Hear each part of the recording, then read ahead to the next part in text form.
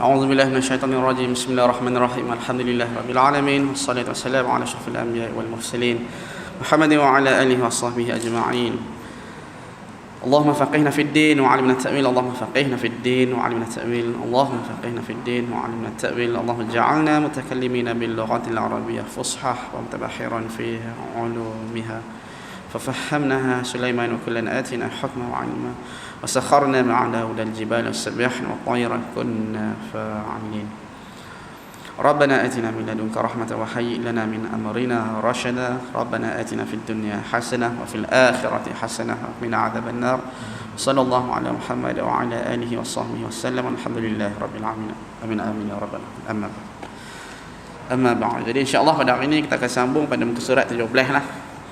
Yang mana kita habiskan tajuk yang berkaitan dengan usul fiqh kita, iaitu Quran, Sunnah, Ijma', Ijtihad dan Qiyas. Sebab ada orang tanya, Ustaz, macam mana susunan dia? Quran, Sunnah, Ijma', Qiyas ke? Quran, Sunnah, Ijma', Ijtihad ke? Quran, Sunnah, Ijma', Ijtihad, Qiyas. Dia Quran, Sunnah itu semua yang asli lah.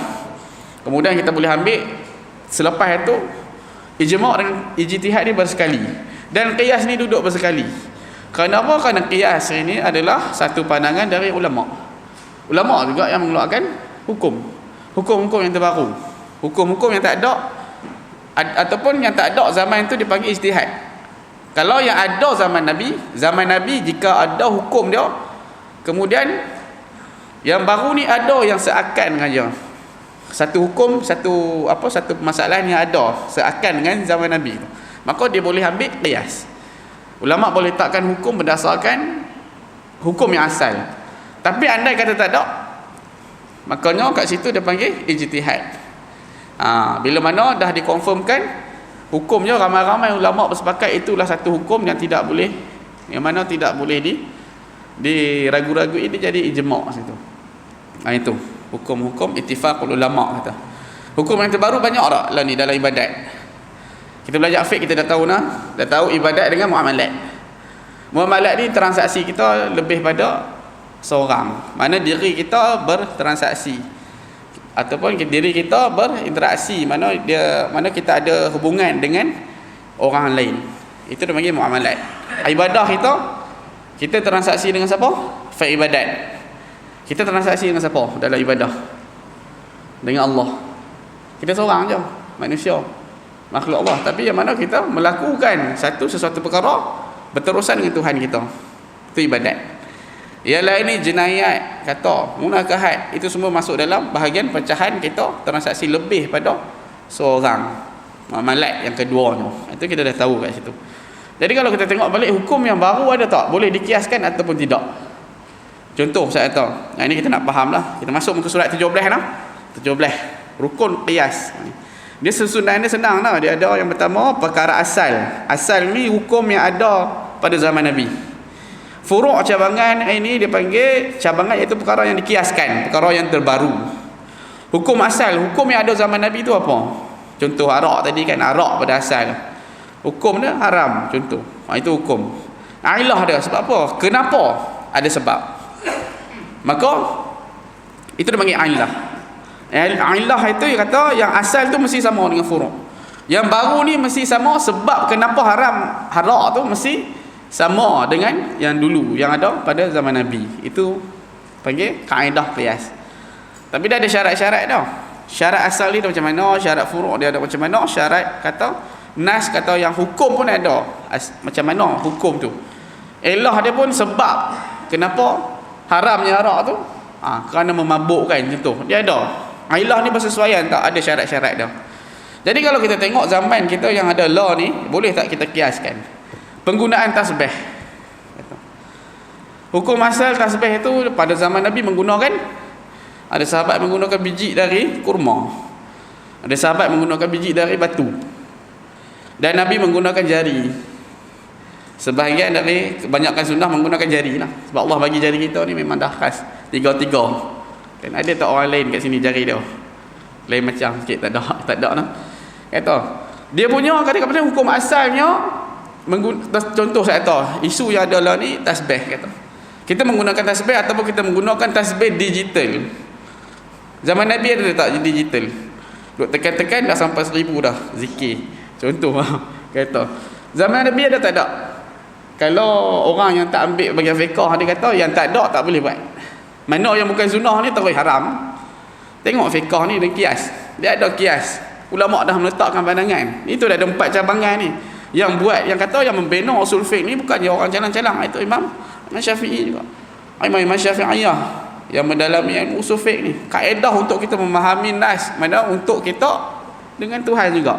Contoh saja hukum asal itu menggunakan mana hukum asal iaitu bertasbih, mengira bilangan tasbih, dan sahabat ada menggunakan, ada riwayat-riwayat yang menggunakan, yang mana sahabat menggunakan batu atau menggunakan kurma, biji kurma. Itu macam mana cara dia, wallahu alam lah. Dia potong-potong kecil-kecil ke, dia ada garis-garis, kita tak tahu.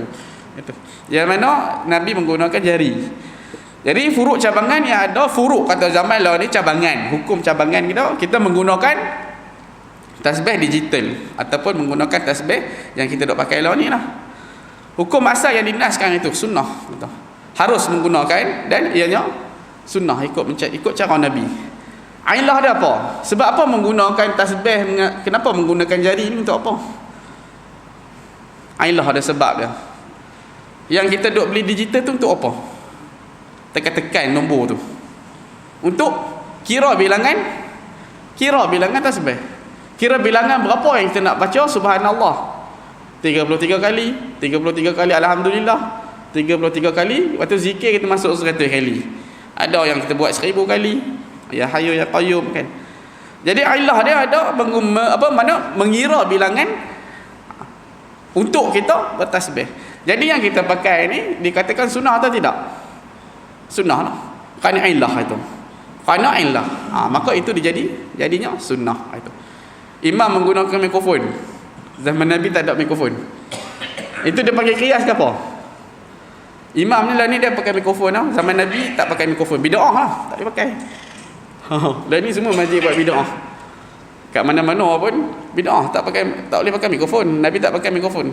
Orang belakang menyambung ke apa yang sampai daripada Bilal. Allahu Akbar. Allahu Akbar. Belakangnya Allahu Akbar. Sambung. Soft. Amin dia, amin waktu belakang sampai belakang. Itu jemaah. Cara yang asal dalam ibadah kita. Dalam mana? Di Masjid Nabawi. Gitu. Berjemaah. Tapi zaman lalu ni dah ada mikrofon. Speaker ada tak zaman Nabi? Ke Masjid Nabawi dulu ada speaker. Tepi-tepi tiang daripada kurma tu. Pokok daripada batang kurma tu ada speaker. Nak dengar suara kuat jelas. Tak ada. Itu dia panggil kias ke apa? Nak kias apa? Tak ada benda tu. Nak kiaskan tak ada, tak boleh. Maka dia panggil ijtihad. Ulama berpandang, itu bila tak ada dia panggil ijtihad.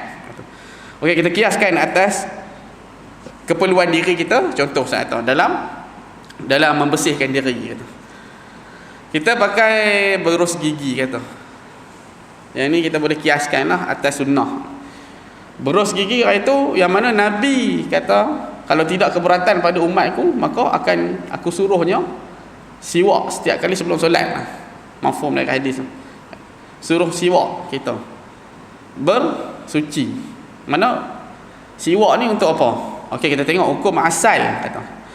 Asal yang ada pada zaman Rasulullah itu menggunakan kayu arak. Kayu daripada untuk digunakan untuk siwak. Untuk membersihkan gigi. Itu kayu yang digunakan.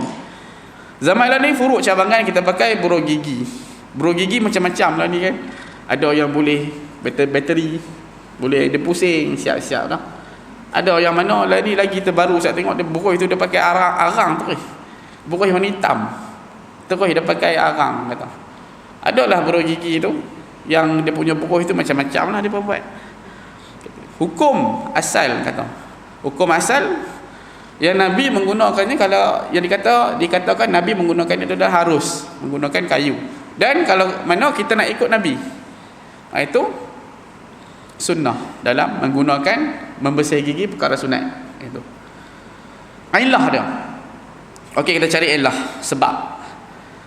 Apa ilah yang boleh kita masukkan dalam menggunakan burus gigi dan siwak? Untuk membersihkan gigi kita. Untuk membersihkan gigi pada setiap kali sebelum solat. Maka menggunakan burus gigi itu adakah sunnah? Kita samakan dia dengan qiyas atas siwak tadi? Ya. Perbuatan kita yang kita gosok gigi setiap kali sebelum sunat, sebelum semayang, sebelum semayang kata. Sebelum semayang, setiap kali sebelum solat fardu, yang mana kita beruh gigi kau pakai apa saja, itu adalah sunnah. Sunnah berdasarkan apa yang dinukilkan dari para ulama itu dalam qiyas. Jelas nah qiyas.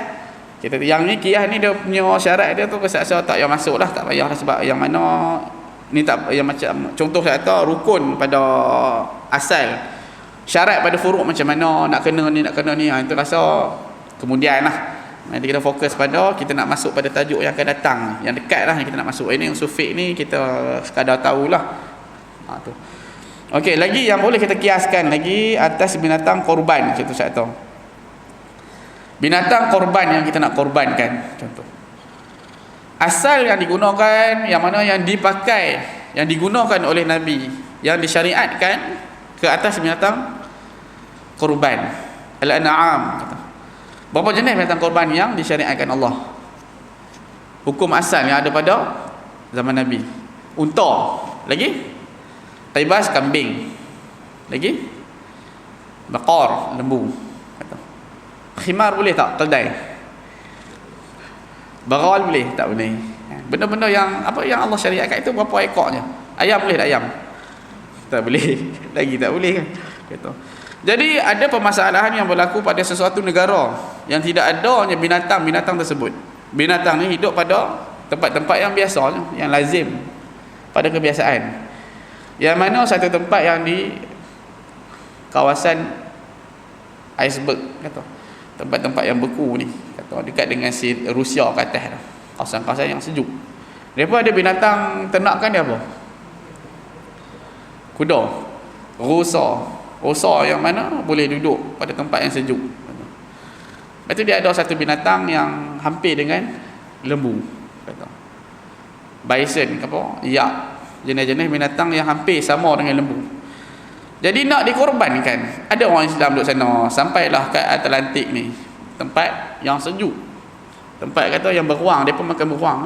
Beruang tu halal bagi dia lah. Kita jangan makan beruang. Dia ada makanan tu je yang ada. Anjing laut dengan singa laut. Itu binatang ayak, binatang yang untuk dia makan itu. Binatang dari laut.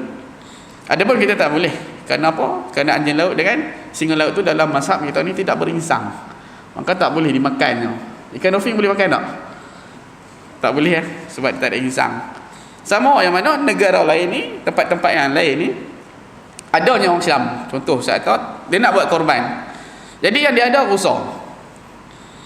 Ataupun iyak, itu binatang bison dia ada. Binatang-binatang jenis lembu yang duduk tempat sejuk ni. Jadi dia ada lah lembu tu dah habis dah kata. Tinggallah rusa. Jadi rusa ni kita kata dia nak korbankan, itu binatang ternakan bagi dia dan senang untuk pelihara dan mudah kata. Bagi dia mudah untuk dijaga. Pelihara, lepas tu nak korban pun mudah untuk makanan harian dia biasa. Itu bagi dia macam kambing lah kata, ataupun lembu contoh. Saya kata asal yang menjadi contoh, saya kata satu permasalahan yang berkaitan dengan korban. Nak melaksanakan ibadah korban, itu hukum dia. Hukum nak melaksanakan ibadah korban, satu permasalahan. Yang tidak ada padanya itu binatang yang kata 4 ekor, yang 3 ekor jenis yang boleh dikorbankan. Maka boleh tak kita kiaskan? Boleh tak? Rusa, boleh tak kita kiaskan binatang ternakan bagi dia, bagi orang yang berada di tempat sejuk tu? Boleh tak? Boleh. Kita nak kias atas apa? Binatang yang hampir serupa dengan rusa ni adalah, jangan tengok harga dia sebab tempat kita mesti mahal. Tengok keadaan dia. Kambing ke lembu? Ini kita nak jadi ulama ni. Kena keluar masing-masing, kena keluar pandangan lah. Ambil kambing lah, kambing.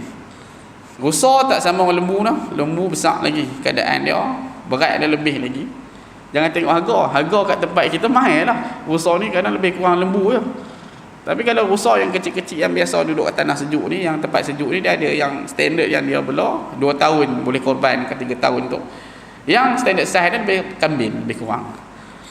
Jadi yang mana kita tengok ilah dia untuk melaksanakan ibadah korban. Hukum dia harus ke haram menggunakannya rusa sebagai korban? Harus. Itu Ustaz tu. Ya haruskan. Maka boleh tak gunakan rusa yang tempat yang mana tidak ada binatang ternakan lain sebagai korban? Bolehlah. Kita pula yang kat tempat kita ni. Apa yang lagi binatang yang kata? Ya binatang kata kita makan. Yang ni yang saya rasa tempat kita tak ada kias lah. Dia banyak ijtihad tentang ketam, udang. Yang binatang siput kata. Itu ijtihad. Kalau nak kiaskan tempat-tempat tanah Arab ni, benda tu benda yang mendatangkan aib. Kata binatang ni binatang yang kata kotor. Siput dia makan lumut kan. Kata gamat ke binatang-binatang ikan semilang, apa ikan semilang tu boleh lah. Dia makan lumpur pun tak apa sebab dia ikan. Tapi yang jenis kata ketam, kata siput, kata kerang, bagi orang Arab itu dia pun tak makan. Kalau kita nak kiaskan benda tu haram lah kita. Tapi kita mazhab Syafi'i yang duduk pada tempat-tempat yang berbeza, negara yang berbeza itu. Makanya negara kita haram makan. Ulama berpandangan dalam ijtihad dia tidak ada kias lah. Kalau Ustaz kata kura-kura, kenapa tak boleh makan kura-kura? Kerana dalam mazhab kita binatang yang hidup pada dua alam itu tidak boleh makan. Telur dia boleh pula. Telur boleh. Telur duduk kat satu tempat lah. Telur dia duduk dalam banyak ke dalam atas darat?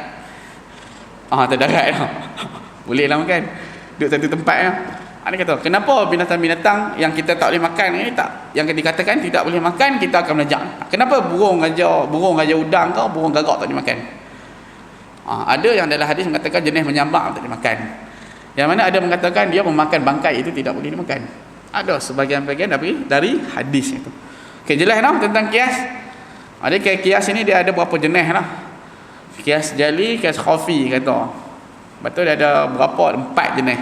Jadi kat sini Ustaz tak bahaskan lah sebab yang ni kalau kita masuk dalam bab ni kita dah macam lebih pada kita cenderung pada nak menjadi ulama lah.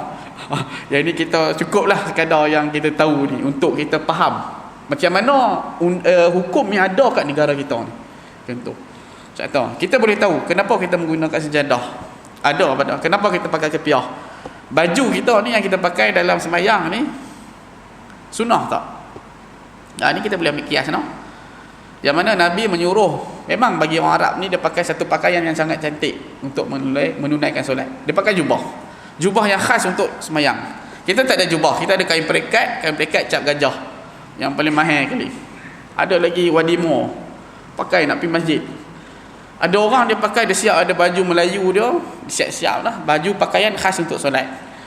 Maka kat situ, boleh tak kita kiaskan dengan pakaian yang ada pada zaman Nabi ni, pada para sahabat ni?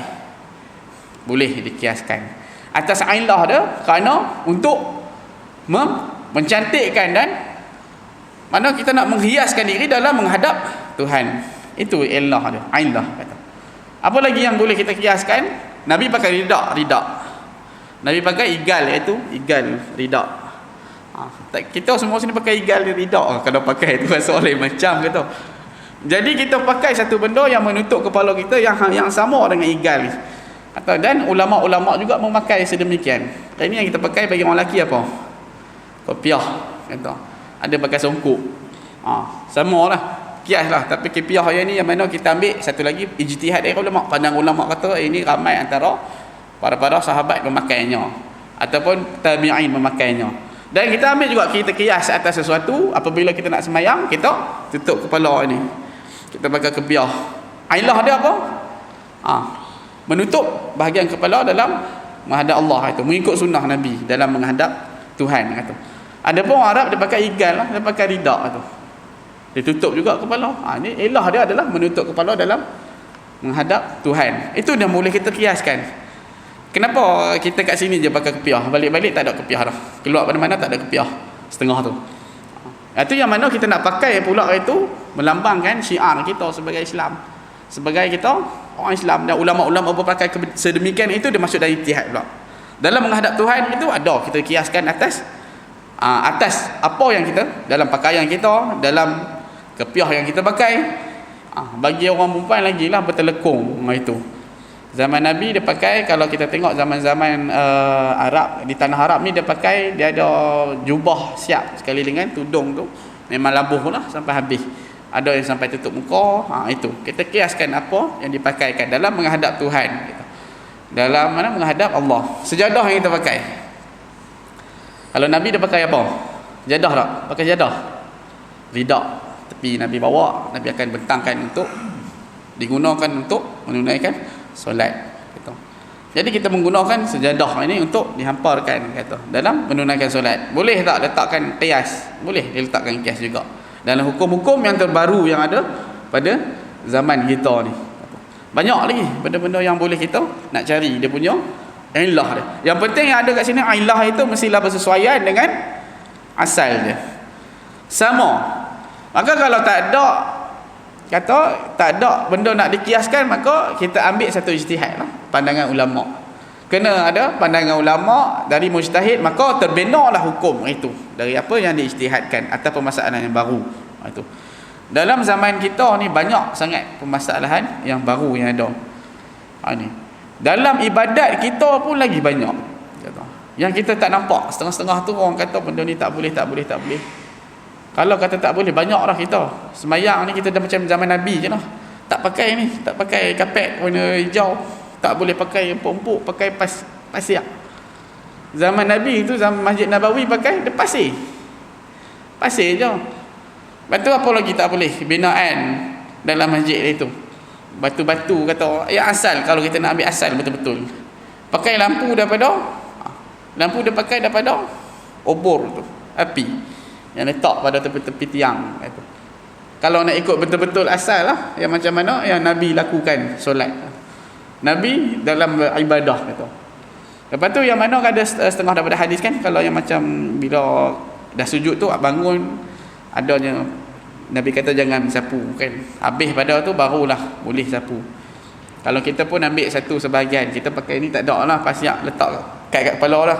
Itu Ustaz tu tentang hukum yang terbaru ni terlalu banyak gitu. Terlalu banyak yang dikiaskan dan dijtihadkan. Jelas tak? Okey, kita masuk penghabisan pada qiyas lah. Yang ni Ustaz rasa contoh qiyas ni tak payah baca lah sebab kita dah ambil banyak contoh qiyas yang ada. Kita terus masuk tentang beriltizam. Lepas ni kita akan belajar tentang fardu wajib kata. Apa tu wajib? Apa tu fardu, apa tu sunat, apa tu fardu kifayah, fardu ain. Dalam ta'rif fiqh. Itu kena tahulah. Sekali kalau sebelum habis lagi dalam 10 minit kita buka permasalahan yang ada dalam hal yang berkaitan dengan fiqh yang ada dalam jemaah. Kita punya inilah dalam ibadah kita. Sebab apa? Sebab itu Ustaz rasa kita boleh bincang tentang hukum-hukum, kan kata hukum-hukum macam mana tentang soft kita. Tentang soft dalam semayang yang berjarak ni, boleh tak letak barang kita tepi handbag ke? Lepas tu tentang apa lagi? Soft, nak rapatkan soft tu macam mana? Tata tertib kita dalam kita beribadah juga. Habis sikit lagi tentang, kalau boleh dalam fiqh ni Ustaz nak masuk habis sikit, kita dalam 10 minit tu kita bicarakan tentang ibadah yang kita selalu lakukan dan kita kena tahu sumbernya.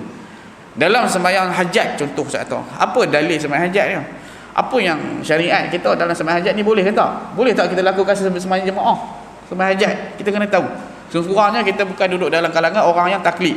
Taklid ni level dia dalam level orang yang kata dekat dengan jahil lah kata. Dia tak tahu apa. Jadi kita sekurang-kurangnya tahu ibadat kita yang kita lakukan. Sembahyang kita sembahyang tahajud berapa rakaat? Sembahyang duha berapa rakaat? Jadi sembahyang apa yang boleh kita lakukan di masjid? Qabliyah ni boleh tak jemaah? Ba'diyah ni boleh tak jemaah? Lepas tu kita sembahyang tasbih. Sembahyang tasbih pagi siang macam mana, malam macam mana. Lepas tu sembahyang tasbih ni ada tak syariat dah? Hadis. Ada tak? Itu kita kena tahulah. Sebab kita buat benda ni yang mana ibadat yang kita buat tu nak mestilah bersanad kepada Nabi. Bersandarkan ibadah kita kepada Nabi dan para ulama. Atau salafus soleh juga. Ibadat-ibadat yang kita lakukan yang mana yang adanya kita dalam berjemaah, dalam bertahlil ke, bertasbih, bertahmidnya kita, dalam kita berzikirnya, itu semuanya ada sandaran. Sandaran yang telah diletakkan oleh para ulama yang terdahulu. Kita ni hanya mengikut sahaja. Tu saya tahu zaman generasi yang pertama ni yang mencari agama, berjuang dan syahid dalam mendapatkan agama. Yang nombor 2 ni generasi para tabi'in, tabi'in. Yang mana? para tabi'in ini mencari ilmu, mengumpul ilmu, sumber-sumber ilmu untuk siapa? Untuk kita lah. Kita generasi yang ketiga ni hanya menadah saja, buat ibadat dan menadah saja, tunggu saja benda tu semua masuk mai sendiri, tak payah nak risau lah. Itu pun lagi banyak nikmat, lagi malas kata. Banyak sangat nikmat kita, banyak sangat pengajian, dia jadi macam ada setengah tempat tu kata, setengah pada orang lah, banyak sangat jadual tu, tak pergi langsung. Masa punya tak ada jadual tu, tak ada, carilah, pergi merata nak pergi cari kuliah. Bila dah banyak jadual, tak pergi pula. Itulah kita zaman generasi yang ketiga ni. Sebab tu kadang-kadang tu kita ni bila rasa susah tu, kita rasa bersungguh kan. Bila nak susah nak cari ilmu tu, kita akan bersungguh. Tapi bila benda tu dah ada depan mata nikmat yang terlalu banyak, kita rasa dah tak bersungguh dah. Itu perbezaan orang yang mencari dengan contoh saya kata macam kita lah, beli barang kat rumah. Tu pun nak tengok Shopee ni, kata ini bagus ni, air fryer ke apa, microwave untuk masak ayam ni, kata boleh makan makanan sihat. Lepas tu dia belilah, kata beli tak dalam mana, tak dalam kotak 2-3 bulan dalam kotak tak pakai lah. Banyak macam tu, nikmat dah ada tak guna dah, kata. Itulah kita sebagai manusia. Okey, kita masuk tentang keperluan, kata. Kita masuk muka surat 17, keperluan beriltizam dengan fiqh dan berpegang dengan hukumnya. Ini kita beriltizam dalam mengamalkan, itu kita bersungguh dalam mengamalkan, cuba mengamalkan apa yang disyariatkan Tuhan. Itu bersungguh dalam mengamalkan apa yang disyariatkan Tuhan, kata. Sesungguhnya Allah mewajibkan ke atas orang-orang Islam supaya berpegang teguh dengan hukum hakam fiqh Islam dan beriltizam dengannya dalam semua aktiviti kehidupan dan hubungan sesama mereka. Dalam kehidupan kita tak lari pada fiqh, tak lari pada hukum. Sebab tu kita, kalau kita belajar sirah, sebab apa Nabi mengusir orang-orang yang bukan Islam ni, kata. Nabi memerangi, kata. Allah suruh perang. Sampai mana ada satu tahap itu semua orang Islam hidup. Semua orang Islam yang ada. Yang mana orang yang bukan Islam diusir. Nabi bagi perlindungan, lama Nabi cari satu tempat. Kenapa? Kerana kita hidup ni memang untuk Tuhan, memang untuk Allah. Manusia yang mencari masalah tu, manusia yang create satu benda tu, dia sibuk ke arah tu. Contoh saya kata, sebelum ni kalau kita tengok para sahabat, para awliya, nabi-nabi, para nabi, para sahabat tabi'in, sibuk dalam mencari ilmu. Kita ni yang zaman lah ni, kita dah ada lah internet macam-macam. Kita cari benda yang kita create sendiri. Siaran TV yang kita cari untuk menghiburkan diri kita. Macam benda-benda yang kita cari, benda-benda hobi kita untuk hibur, untuk seronok ke arah tu, maka kita tinggalkan. Kita tinggalkan kerana benda-benda yang melarak, yang lalaikan kita ni. Jadi kita tinggalkan apa yang disyariatkan kita dulu. Sebab tu kalau setengah orang dia pencen, dia cari pondok kan. Cari pondok nak sibuk kan ke arah tu. Sekurang-kurangnya dalam 24 jam tu dia ada berapa jam je untuk makan, yang lain tu semua untuk ibadatnya. Sibuk untuk mencari ilmu. Kita ni adalah tanggungjawab dengan cucu, dengan anak tu adalah. Tapi itu asalnya manusia ni, yang mana Allah suruh kita melakukan semuanya untuk Allah. Lakukan perkara sekian-sekian untuk Tuhan, kata. Dan kita sendiri yang membina satu benda untuk kita sibuk ke arah tu. Itulah kita manusia. Jadi yang mana Allah suruh kita beriltizam dengan dalam semua aktiviti kehidupan dengan mengamalkan. Kalau kita tak boleh nak amalkan banyak, kita cuba untuk mengamalkan. Sebab tu kalau kita cuba untuk amalkannya. Sebab tu kalau kita tengok para ulama yang terdahulu, semua ibadat dia buat. Apa yang Nabi buat semua dia buat. Kita kalau tak boleh, kata kita lah ni, kata tak boleh nak istiqamah kan. Nak ikut Nabi memang tak boleh lah, kata. Kerana pada Nabi itu ada keberkatan masa. Zaman Nabi itu memang 24 jam tu macam mana dia ibadatnya, boleh kata para sahabat boleh mengaji sampai 1 bulan 5 kali khatam. Itu paling kurang dah. Bagi sahabat yang hebatnya 25 kali khatam dalam 1 bulan. Boleh tak? Boleh sebenarnya. Kalau kita tak sibuk dengan hal yang berkaitan dunia ni. Kalau kita tak ada benda-benda yang menyibukkan kita, maka kita boleh ke arah itu. Okey, jadi kita tengok kat sini para ulama terdahulu kata, yang mana letakkan hukum-hukum ataupun syariat-syariat untuk kita beriltizam, itu hukum yang mana dalam perkara yang sunnah lah banyaknya, untuk kita mengamalkannya. Jadi kalau ulama tu dahulu yang Ustaz ulang balik, kalau mana tak dapat kita nak buat semua, kita buat. Tak dapat kita nak ikut istiqamah semua, buat semua sekali. Mana setiap apa yang Nabi buat kita cuba buat. Ambil wuduk cara Nabi, jalan cara Nabi, sekali sekala lah. Yang mana ibadat ni kata semua yang Nabi buat dalam ibadah tu kita lakukan. Kalau tak boleh, kita istiqamah mana yang kita mampu. Dan kita cuba nak buat yang kata yang apa yang Nabi buat. Itu yang mana beriltizam kita. Kita melakukan dan beriltizam dengan fiqh itu, dengan hukum hakam. Itu hukum dalam ibadah. Hukum dengan muamalat pula. Macam mana muamalat jenayat kata. Kita tak makan benda haram, kita tak cakap kasar dengan jiran, kita muliakan jiran, kita bagi jiran makan. Kadang orang-orang sekeliling kita ni, itu hak-hak jiran kita, hak-hak mana orang Muslim di tempat kita. Sebab tu zaman Nabi yang saya kata tadi, Nabi menghalau semua. Kerana halau semua orang kafir ni, kalau tak masuk Islam, sesudah diberikan peringatan, sudah diberi penjelasan, kalau tak masuk, Nabi akan usir. Yang tidak ada perjanjian dengan Nabi. Kerana tak layak bagi orang kafir ni duduk dalam dunia ni. Dunia ni bagi orang yang duduk di bumi ni, bagi orang yang taat pada Tuhan saja, yang beriltizam dengan melakukan suruhan Allah dan melakukan apa yang Allah suruh, meninggalkan apa yang Allah larang. Orang yang beriman saja yang berhak hidup di dunia ni sebenarnya. Itu ya kita punya tentang kefahaman kita dalam iltizam hukum, beriltizam dan mengamalkan hukum fiqh ni. Hukum-hukum tersebut semuanya bersandarkan kepada nas-nas Al-Quran dan Sunnah kata. Sementara ijma' dan qiyas pada hakikatnya juga bersandarkan kepada Quran dan Sunnah. Yang ni dia kata. Dua tu yang paling utama. Kemudian setiap pada ijma' dan qiyas ni semua bersandarkan daripada Sunnah kata. Sebab tu kalau kita tengok dalam apa-apa yang isu yang terbaru dalam ibadah kita, mestinya ada sandaran. Yang pertama, para ulama' dia akan nukilkan ayat Quran, kemudian dia akan nukilkan Sunnah, kemudian dia akan cuba cari yang hampir sama dengan ibadah yang dilakukan pada zaman Nabi. Tak pun ulama' yang melakukan sedemikian. Kemudian dah nukil-nukil tu, dah habis, baru dia ambil kesimpulan daripada pandangan ulama'. Ketiganya, kalau kita tengok cara penulisan ulama' dalam meletakkan hukum, dia akan bagi sumber rujukan zaman siapa? Imam Syafi'i dan Syafi'iyah, para ulama' Syafi'i. Dalam kitab-kitab yang disebutkan. Itu pandangan dari ulama'. Tiga tu mesti tak lari.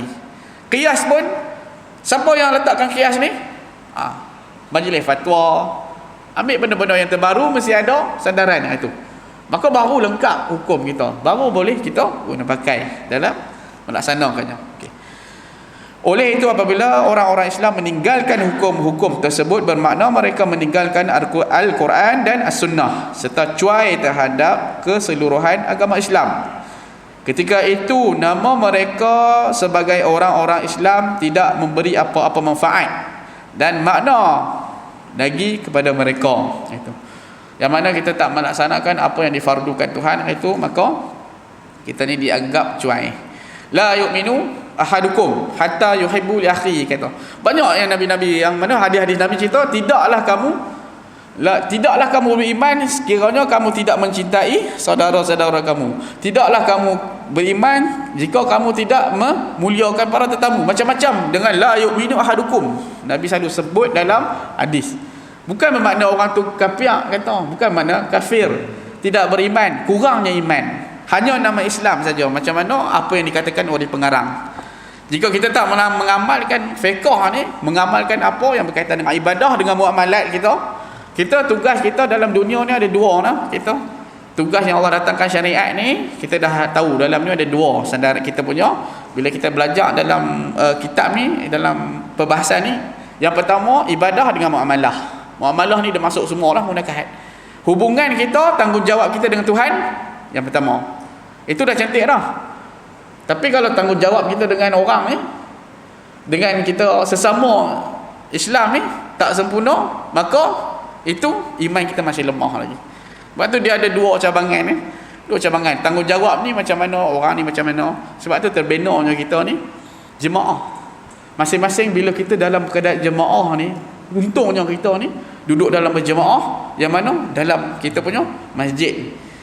Adanya pegawai masjid AJK, kemudian yang ada dalam kita punya para jemaah pun kita dah tahu. Orang tu ada kelebihan macam ni, orang ni memasak dia boleh. Jadi kita gunakan kelebihan dia, minta bantuan untuk laksanakan tanggungjawab yang ada ni. Tanggungjawab tu bukan pada diri kita seorang, pada jemaah. Kalau kita tak dapat, kita nak bagi orang susah makan kata, kita tak pandai masak, kita ada duit, jadi kita nak panggil orang makan, nak buat kenduri pada Jumaat macam kita punya ni lah, tiap-tiap malam ada makan kita punya masjid ni kata. Jadi kita tak dapat nak laksanakan, kita ambil satu orang dari jemaah kita untuk melepaskan tanggungjawab kita tadi. So kita ada contoh saya tahu, so kita tak reti nak masak, tapi kita tanggungjawab kita nak tolong orang susah ni, ataupun kita tak reti nak cari orang bagi bantuan kat orang, tapi kita dalam AJK kita ke ataupun dalam jemaah kita ada orang yang pandai cari-cari orang ni, dia memalat dengan orang, dia bagus. Jadi kita hanya keluarkan duit, kita minta tolong dia untuk bantu orang-orang yang susah kat dalam qaryah kita ni. Itu terlepaslah tanggungjawab kita. Kita gunakan kaedah tu pun tak ada masalah, cantik juga. Mana kat situ menjadikan kita ni terlepas dari dua tanggungjawab yang Allah letak dalam fiqh tadi. Hukum biltizam dan fiqh ni terlepasnya kita dari kita hubungan kita dengan jiran tadi. Kita dah ada wakil seorang untuk melaksanakan. Kita hanya bagi bantuan, yang ada duit bagi duit, atau untuk cari orang-orang yang susah. Itulah hidup dalam berjemaah itu. Itu yang pada Nabi menggunakan, nama-nama Nabi ni kata kelebihan dia gunakan pada para sahabat dengan kelebihan tertentu. Bukan semua kita boleh laksanakan sedemikian, tapi kita ada tanggungjawab tu. Allah letakkan kita tanggungjawab dengan jiran, kita kena bantu. Tak boleh tengok, kita tak boleh letak dalam qaryah kita ni, tak boleh kita tengok dalam qaryah ni ada betul-betul fakir. Jadi kat situ kita lantik satu orang yang boleh melaksanakan, menguruskan, mencari orang yang susah ni. Kita hanya bagi bantuan melalui kewangan lah, biasanya kewangan. Jadi terlepas tak tanggungjawab rasanya? Lepas. Innallaha ma'ah jemaah. Sebab tu kita hidup dalam jemaah, kerana kelebihannya banyak. Kat mana kita boleh berjemaah? Kat pasar malam. Rasanya kita nak bincang isu-isu masyarakat ni kat mana? Kat kantin kita lah. Oh itu kita dalam masjid kita, dalam masjid lah kawasan, kat mana-mana tempat, sama ada kita dalam tengah kita makan minum. Dalam kita makan minum pun kita boleh mesyuarat, kita boleh sembang apa benda yang nak perbaharui, kita tahu. Tiba-tiba ada berita tentang ada orang yang susah ni. Itu kita duduk dalam berjemaah yang menyelamatkan kita semua dari tanggungjawab kita atas individu kita ni, atas kita seorang-seorang. Pukul berapa lah? Nak habis dah, sikit lagi. Tak ada nak cerita pasal ni. Kita punya tata tertib dalam berjemaah nanti akan datang, Ustaz akan masuk. Jadi ini yang dimasukkan Tuhan, dimasukkan Allah, yang mana dikarang oleh pengarang. Tanggungjawab pada kita individu kita letakkan dalam jemaah, kita cari orang yang pakar dalam bidang tu untuk menguruskannya. Maka yang kita ada kepakaran dalam bidang lain, kita buat dalam bidang tu pula. Macam tu juga. Setengah pada tempat tu dia ada satu tempat saya tengok, satu masjid tu kat Kedah tak silap Ustaz. Ada dalam AJK dia tu, ada dalam jemaah tu orang yang pandai dalam bahagian repair motor. Dia buat satu program, cari motor-motor orang yang susah ke, orang nak repair, tukar minyak hitam ke. Rupanya bila buat satu program tu, ramai orang yang jam motor kerana minyak hitam tak tukar. Ramai kata nak pergi. Dia buat satu program macam tu untuk bantu orang-orang yang susah ni. Kata buatlah sumbangan sikit minyak hitam free ke, masjid kita buat. Contohlah saya kata yang tu ada buat macam tu masjid. Itu orang mai lah. Orang mai kerana apa? Boleh nampak kerana buat benda tu. Bila orang tengok kita punya akhlak baik, itu cara kita nak tarik orang berjemaah. Kata bagus orang-orang masjid ni, kata dulu depa sangka ni orang masjid ni semua sombong, nak ikut depa je, jemaah depa. Tapi bila tengok main duk repair, duk tolong orang susah ni, dia rasa apa? Dia rasa terbuka hati untuk ke masjid, tengok nak kenal dengan kita, nak kenal dengan orang yang duduk dalam berjemaah ni. Tu ramailah. Bila kita buat program-program macam tu untuk menolong orang susah ni, macam-macam yang kita buat ni, lagi ramai keberkatan ada pada tempat kita. Alhamdulillah kita pun macam itulah kan, macam-macam yang kita usahakan tu.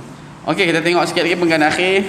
Kita nak masuk, lepas ni kita akan masuk dalam fardu lah. Habis dalil-dalil Quran ni, Ustaz akan masuk dalam minggu depan lah.